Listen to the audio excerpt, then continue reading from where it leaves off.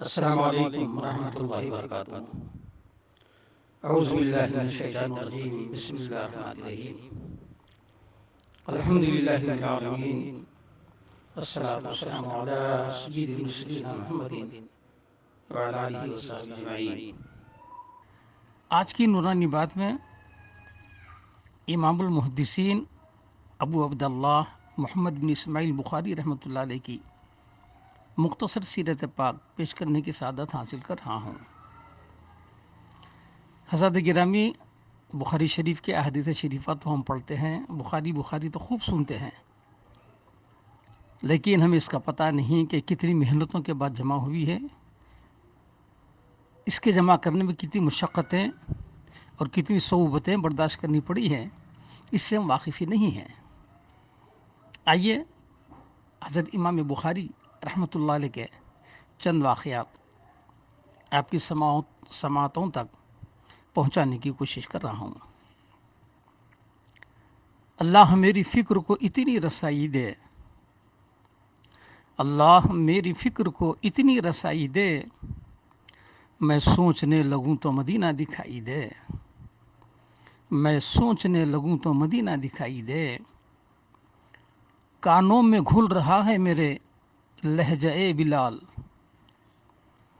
کانوں میں گھل رہا ہے میرے لہجہ بلال، آواز کوئی دوسری کیسے سنائی دے، آواز کوئی دوسری کیسے سنائی دے۔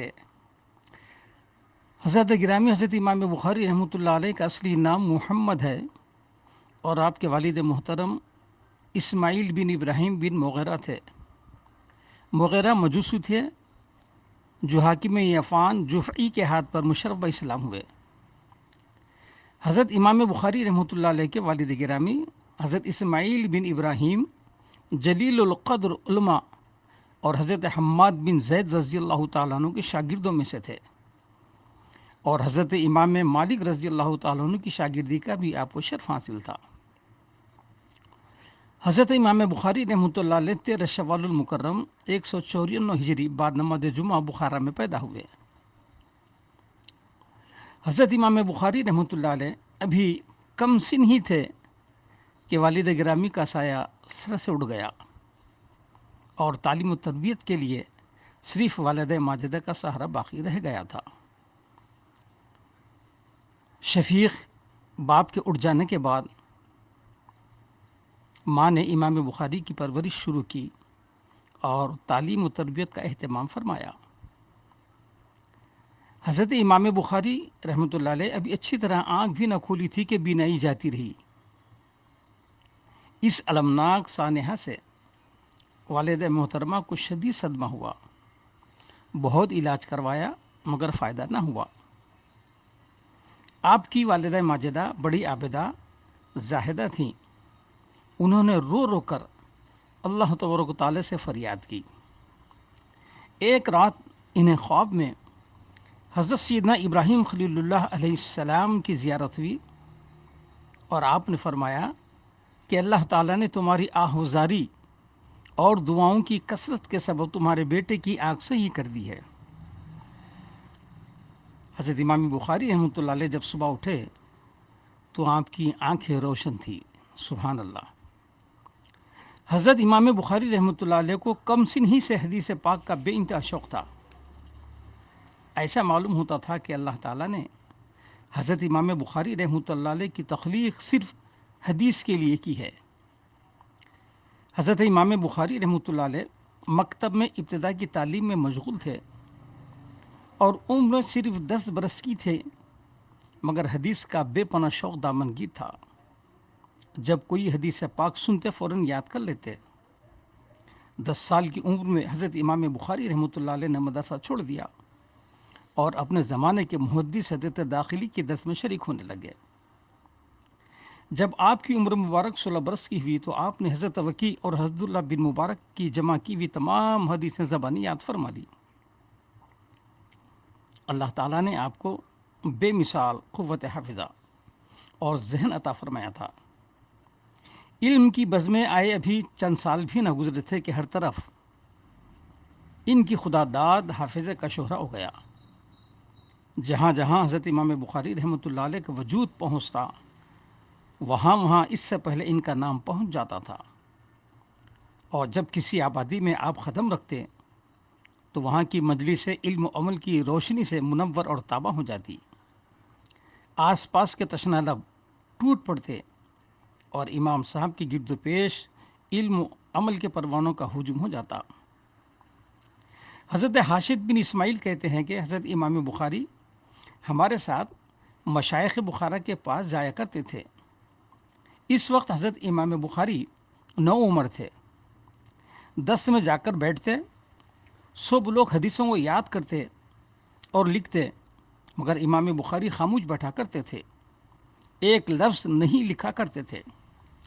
آپ کے ساتھی ملامت کرتے تھے کہ میاں جب تم لکھنے نہیں آتے تو آتے کیوں ہو؟ حضرت حاشد کہتے ہیں کہ 15-16 روز یوں ہی گزر گئے۔ 17ویں دن حضرت امام بخاری نے تنگ آ کر کہا کہ تمہاری ملامت کی حد ہو گئی ہے، لاؤ اپنے دفتر دکھاؤ، تم لوگوں نے کیا لکھا ہے؟ ہم اس وقت 15,000 سے زیادہ حدیث لکھ چکے تھے۔ ہم نے سارے دفتر امام بخاری رحمۃ اللہ علیہ کے سامنے لا کر رکھ دیے۔ امام بخاری نے تمام 15,000 سے زیادہ حدیثیں بھری مجلس میں زبانی سنا دی۔ تب ہم نے جان لیا کہ جو نائب خزانہ ہمارے کاغذوں میں ہے وہ حضرت امام بخاری کے سینے میں محفوظ ہے، اور ہمیں امام صاحب کی یادداشت سے اپنے لکھے ہوئے کی اصلاح کرنی پڑی۔ حضرت محمد بن حاتم وراق اور محمد بن یوسف اپنا چشم دید واقعہ بیان کرتے ہیں کہ حضرت امام بخاری رحمۃ اللہ علیہ رات کو 15 اور 20 مرتبہ اٹھتے اور چراغ روشن کرتے اور مطالعہ حدیث سے مشغول ہو جاتے۔ نیند کی شدت ہوتی تو ذرا آنکھ جھپکا لیتے، مگر کتاب بینی سے بے پناہ شوق نیند پر غالب آ جاتا، پھر اٹھ جاتے اور چراغ روشن کر کے کتاب بینی میں مشغول ہو جاتے۔ حضرت امام بخاری رحمۃ اللہ علیہ کی جوان عمری کا زمانہ تھا۔ آپ کے فضل و کمال کا شہرہ اتنا عام ہو گیا تھا کہ دور دور سے حدیث کا درس سننے کے لیے لوگ آپ کی خدمت میں حاضر ہونے لگتے۔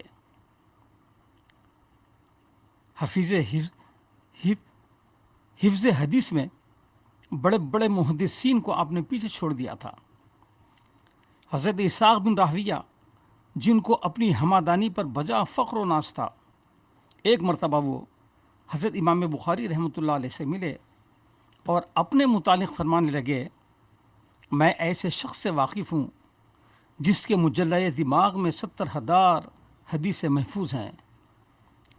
حضرت امام بخاری رحمۃ اللہ علیہ نے برجستہ فرمایا، الحمدللہ، اس نگار خانے میں ایک اور شخص بھی ہے جو 2 لاکھ حدیثوں پر عبور رکھتا ہے۔ سبحان اللہ، سبحان اللہ۔ حضرت امام بخاری رحمۃ اللہ علیہ فرماتے ہیں کہ میں نے خزائن صحابہ کے نام سے ایک کتاب تصنیف کی تو اس وقت میری عمر صرف 18 سال تھی۔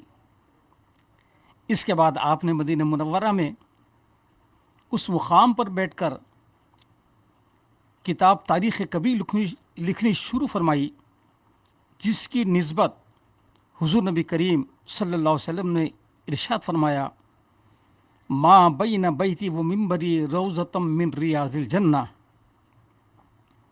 آپ حضور نبی کریم صلی اللہ تعالی وسلم کے روضہ اقدس کے قریب بیٹھ کر قندیل و چراغ نہ ہونے کی باعث چاند کی روشنی میں اپنی کتاب تاریخ کبیر تحریر فرمائی،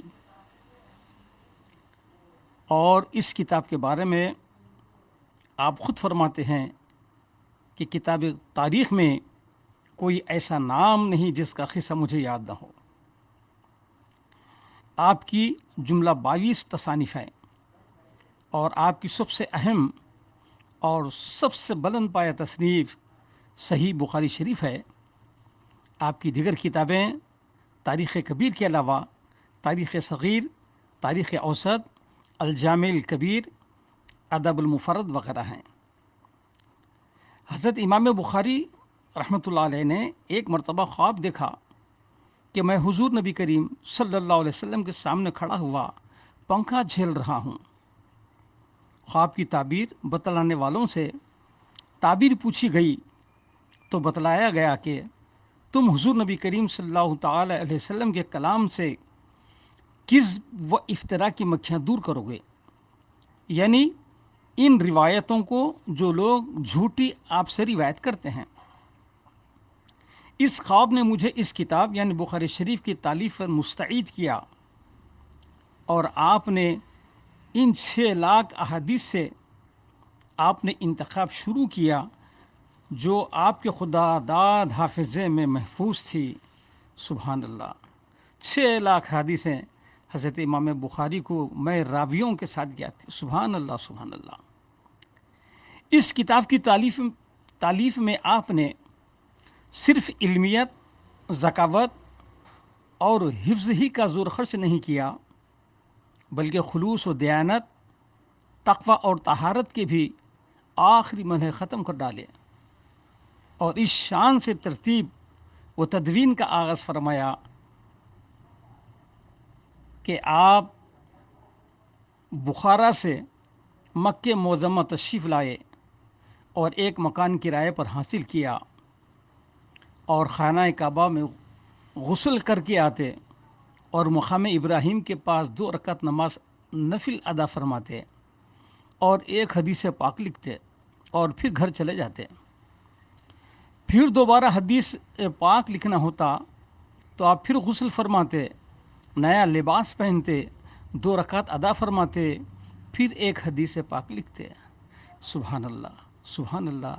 حضرات گرامی، میں یہاں اس بات کی وضاحت کر دوں کہ حضرت امام بخاری رحمۃ اللہ علیہ نے اپنی بخاری شریف میں 7563 احادیث شریفہ جمع کیا ہے، اور ہر ایک حدیث پاک لکھنے سے پہلے غسل فرمایا اور 2 رکعت نماز مقام ابراہیم میں ادا فرمائی، اور آپ نے کپڑے تبدیل فرمائے۔ اگر ہم حساب کریں تو آپ نے جملہ 15,126 رکعتیں نماز ادا فرمائی، 15,126 رکعتیں نماز ادا فرمائی، اور آپ نے 7,563 مرتبہ غسل فرمایا، اور آپ نے 7,563 مرتبہ لباس بدلا ہے۔ اس طرح 16 سال کی مدت میں بخاری شریف کی تکمیل فرمائی ہے، اور آپ اپنے لباس مبارک میں آقا کائنات صلی اللہ تعالی علیہ وسلم کے منہ مبارک ہمیشہ رکھا کرتے تھے۔ آپ نے بخاری شریف کی ابتدا حرم شریف میں فرمائی اور بخاری شریف کی تکمیل مدینہ پاک میں فرمائی۔ اللہ اکبر۔ عشق رسول اور ادب رسول کا یہ معیار، یہ انہی نفوس قدسیہ کا حصہ ہے۔ حضرات گرامی، اس بزم کائنات میں آج تک اس انداز سے کسی مصنف نے اس اہتمام سے تصنیف و تالیف نہ کی ہوگی، اور صرف حدیث پاک لکھتے وقت ہی نہیں بلکہ ابواب اور تراجم لکھتے وقت بھی اسی بے مثال خلوص و تقوی کا آپ نے مظاہرہ فرمایا ہے۔ جب کہیں ایک ایسی تصنیف عالم وجود میں آئی جس کا لقب بلا کم و کاست اصح الکتاب بعد کتاب اللہ قرار پایا، امت کے ہزاروں محدثین نے سخت سے سخت کسوٹی پر کسا، پرکھا اور جانچا، مگر جو لقب اس مقدس تصنیف کے لیے من جانب اللہ مقدر ہو چکا تھا، وہ پتھر کی طرح نہ مٹنے والے لکیر بن گیا۔ حضرت ابو زید فرماتے ہیں کہ میں نے رکن اور مقام کے بیچ میں کھڑا تھا، میں نے خواب میں حضور نبی کریم صلی اللہ تعالی علیہ وسلم کو دیکھا۔ آپ نے فرمایا، اے ابو زید، تو کب تک شافعی کی کتاب پڑھائے گا اور میری کتاب نہیں پڑھاتا؟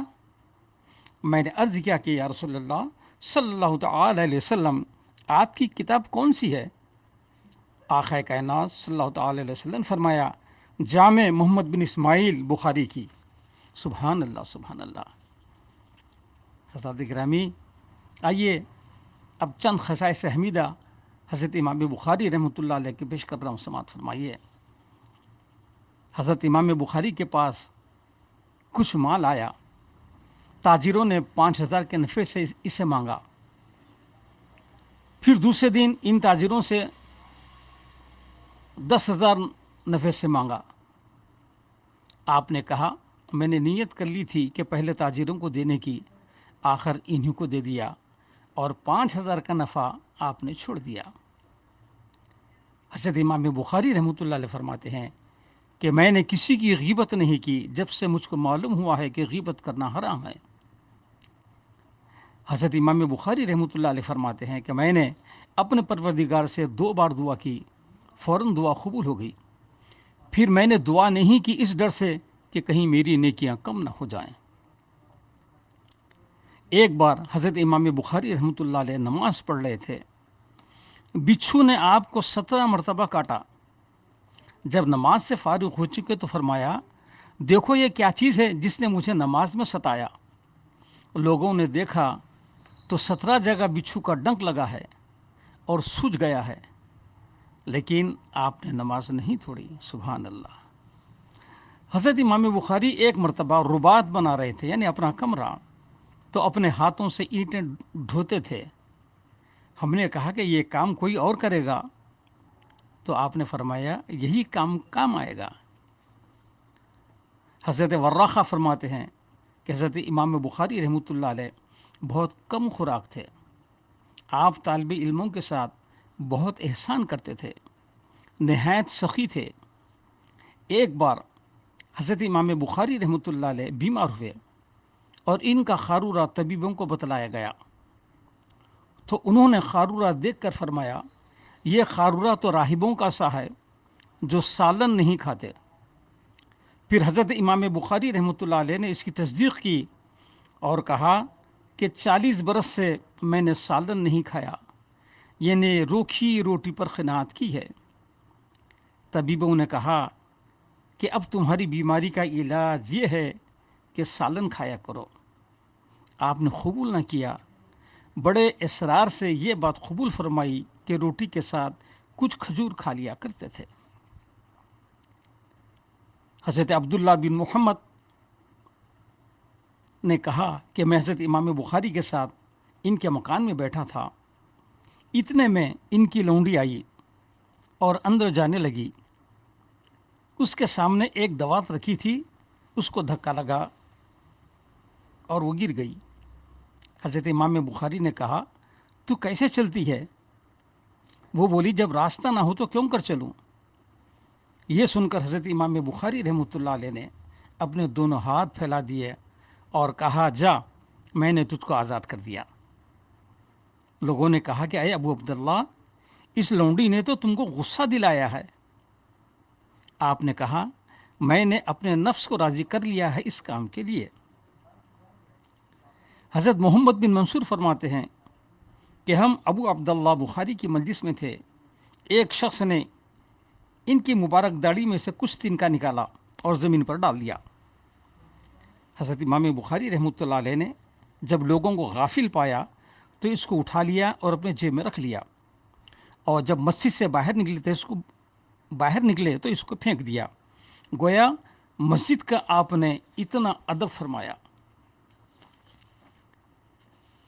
حضرت امام بخاری رحمۃ اللہ علیہ جب ماہ رمضان مبارک آتا تو آپ کے دوست احباب جمع ہو جاتے، آپ ان کے ساتھ نماز پڑھتے اور ہر رکعت میں 20 آیتیں پڑھتے، اس طرح پورا قرآن ختم فرماتے اور ایک تہجد میں ختم فرماتے، اور دن کو صبح سے افطار تک ایک قرآن پورا کر لیتے۔ سبحان اللہ و بحمدہ، سبحان اللہ العظیم۔ حضرت امام بخاری رحمۃ اللہ علیہ کو طالب علم کے زمانے میں دریا کا سفر پیش آیا، کشتی میں سوار ہوئے تو آپ کے پاس 1000 اشرفیاں تھیں۔ ایک شخص امام صاحب سے بڑی حسن عقیدت کے ساتھ پیش آیا، خوب میل جول بڑھایا۔ امام صاحب بھی اس سے کافی بے تکلف ہو گئے اور اسے اپنی اشرفیوں کی خبر دے دی۔ اس شخص کی نیت خراب ہو گئی۔ ایک روز صبح سویرے یہ شخص بیدار ہوا اور کشتی میں شور و غل مچانا شروع کر دیا۔ لوگوں نے اس سے پوچھا کیا بات ہے؟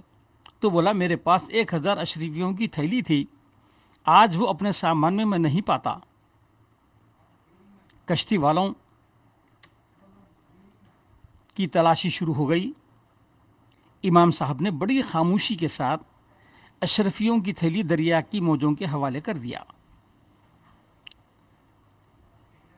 جب تمام مسافر کے سامان سے وہ تھیلی برآمد نہ ہوئی تو لوگوں کے تیور بدلے اور اس شخص کو سست کہنا شروع کر دیا۔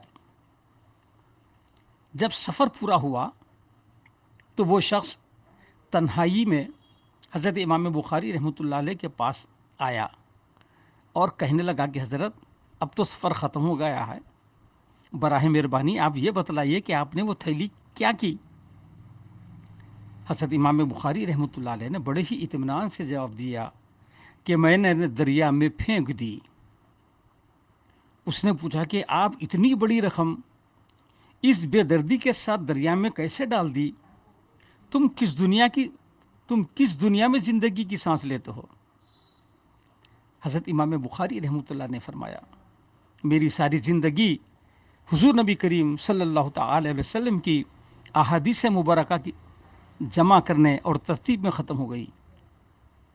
میری علمی دیانت اور پاکیزگی ضرب المثل بن چکی ہے۔ کیا چوری کا شبہ اپنے اوپر لے کر اس دولت کو پامال کر دیتا جو عمر عزیز کی تمام بہاریں کھو کر میں نے حاصل کی ہے؟ اللہ اکبر، اللہ اکبر۔ حضرت امام بخاری کو اپنے والد محترم کی میراث سے کافی دولت ملی تھی۔ آپ اسی سے تجارت کیا کرتے تھے۔